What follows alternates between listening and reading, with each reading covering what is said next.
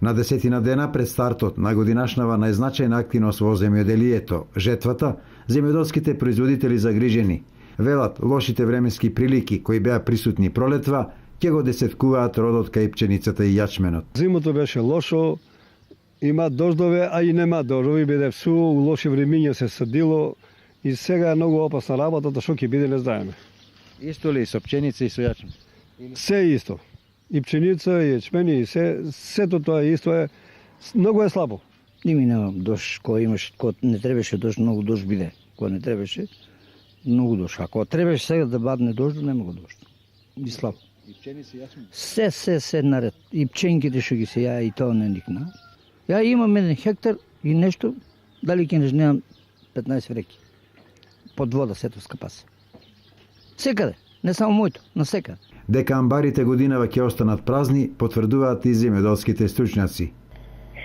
Па може да се каже дека некоја жетва ќе има, но како ќе биде таа жетвата зависи од тоа што пролета имавме многу врнежи, со што дојде до загушување практично на коренфил систем и слаб развој на растенијата.